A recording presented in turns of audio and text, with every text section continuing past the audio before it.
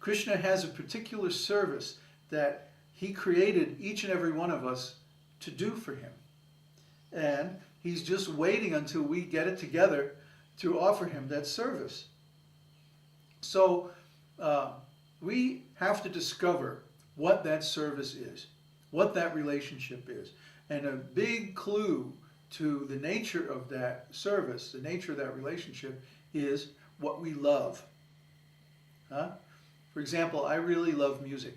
I've loved music my whole life. I started, when I was 2, 3 years old, banging on the piano in the living room. I don't know how my parents took it, but they never stopped me. And now the result is that I'm doing all kinds of music for Krishna.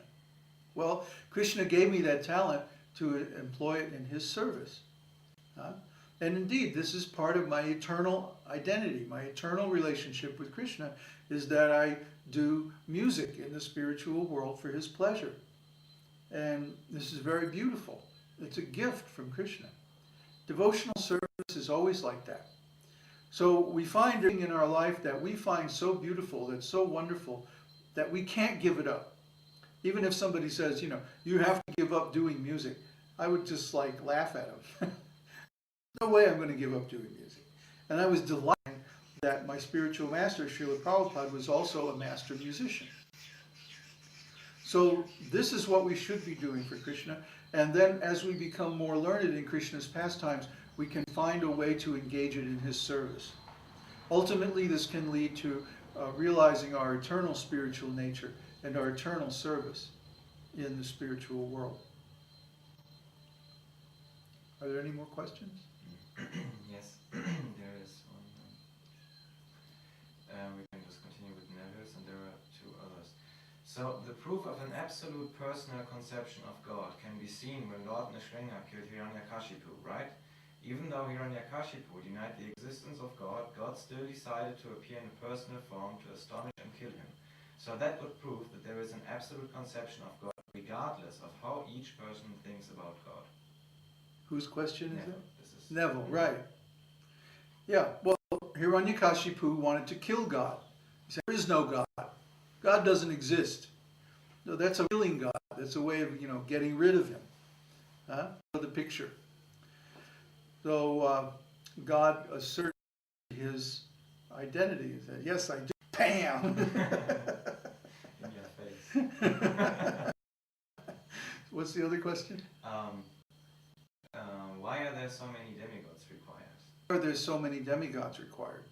Well, there's one president in the government, but then there might be thousands of bureaucrats and managers and administrators overseeing departments. And all these departments are based on the authority of the president or the king. In many cases, the president even appoints directly the individuals in those posts. Delegates his authority, saying, okay, you take care of this department, you take care of that department. Similarly, Krishna, see, God doesn't have anything to do. God is never forced to do anything. God, whatever he does is done out of his sweet will. So when you're managing the material world, there are a lot of things that have to be done in a specific schedule or in a specific way, according to certain rules. So that's not something that God would do. That's something one of the demigods would do, but they're deputed by, and their authority is delegated by God. Indra, you take charge of managing all gods. Brahma, you take care of disseminating the Vedas and creating the planetary systems and stuff like that. Shiva, you take care of destruction. Varuna, you take care of the ocean, and so on. So all the authority and the powers to do these different engagements are given to Krishna, directly or indirectly. By the way, who's this question? Krishna Prapti. Krishna Prapti this way. Come on. Gods are there to serve God by acting as administrators in the material creation, because it really is not a to do. But in some cases, in some universes, for example, there can't be found a particular living entity that has the qualifications to do the job of Brahma or Shiva or something like that. So then the Lord himself becomes that demigod. But this is the exception rather than the rule.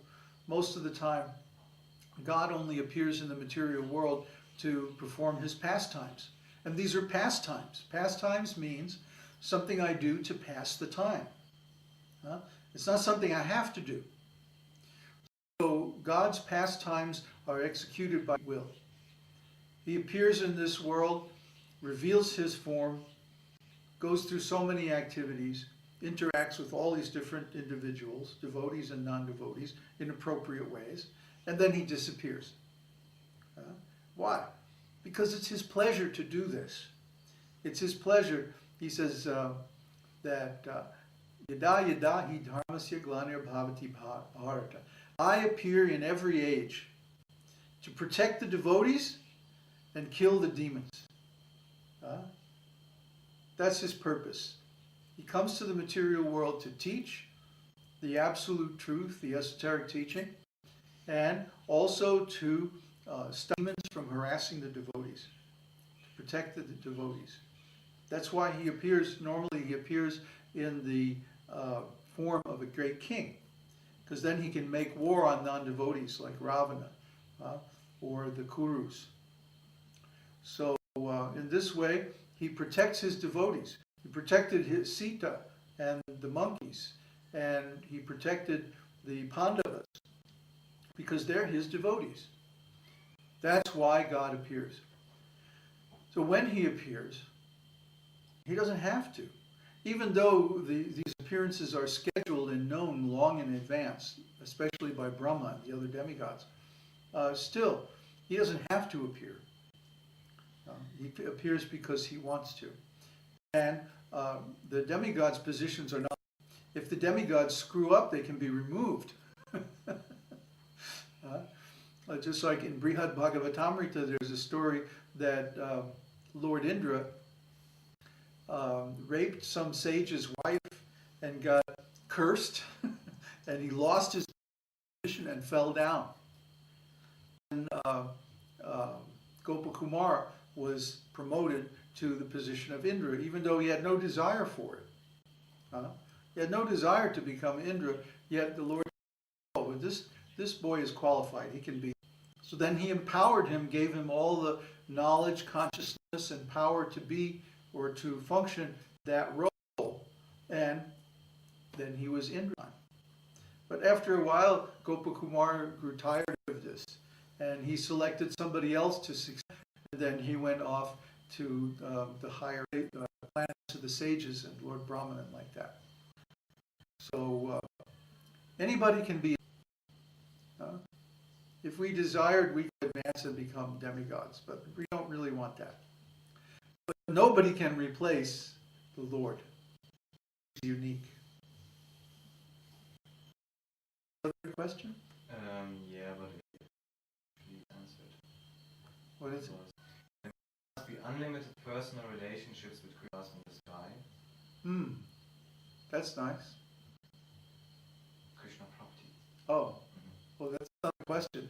Well, yeah, that's not a Fact. fact, yeah. By the way, are these tulsis in the? Show them these tulsis, how beautiful they are. Video transmission. Okay. Ah, But yeah, pan over and show how these tulsis. These tulsis, we all these manjaris that you see blooming only came out in the last 2 days. That was the last time I picked. Every day I pick about 20 manjaris off of this tulsi plant, and we've got 4 or 5 more just like her. They're just going crazy down here because we're giving her the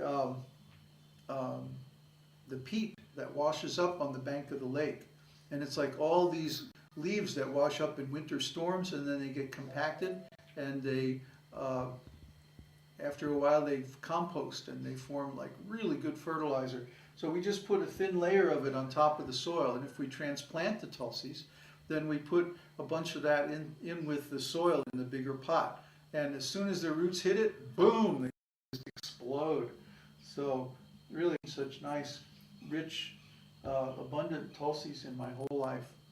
We're really blessed. Any other questions before we end up?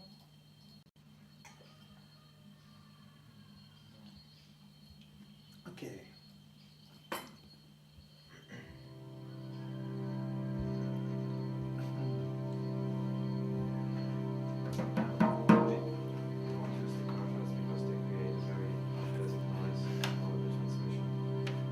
Namaste Narasimhaya. Namaste Narasimhaya. Prahlada Lada Dayine. Prahlada Dayine. Hiranya Kashipur Vakshaha.